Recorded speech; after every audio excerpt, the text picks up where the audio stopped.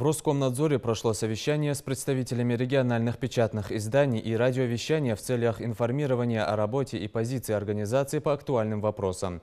В частности, говорили о рекомендациях Роскомнадзора по соблюдению закона о выборах при информировании избирателей, обсудить вопросы, связанные с изменениями процедур регистрации СМИ. Участники встречи также провели анализ уже выявленных нарушений действующего законодательства.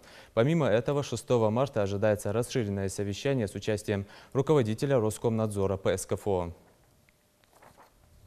Мне бы хотелось обратиться к руководителям муниципальных органов, государственных органов, вообще всех юридических лиц, которые ведут обработку персональных данных, с тем, чтобы они прислали уведомления об обработке персональных данных в адрес управления. В соответствии с 22 статьей 152 Федерального закона все юридические лица, госорганы и муниципальные органы обязаны представить уведомление об обработке в уполномоченный орган, то есть в управление Роскомнадзора в данном случае.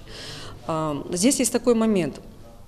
Многие юрлица и руководители считают, что если они до 11 числа прислали уже уведомление, то как бы вот это письмо, которое приходит в их адрес с запросом, чтобы они прислали, отозвались, что им уже не нужно. В законе в 2011 году и в 2015 году произошли изменения, в соответствии с которым им нужно дополнить это уведомление и прислать необходимую информацию, в том числе о месте нахождения баз данных граждан, которые они обрабатывают. Поэтому мне бы хотелось обратить на это внимание и до конца марта месяца, чтобы все руководители юридических лиц, государственных, муниципальных органов дали указание своим сотрудникам позвонить в управление, назвать ИНН и посмотреть, находится организация в реестре или нет.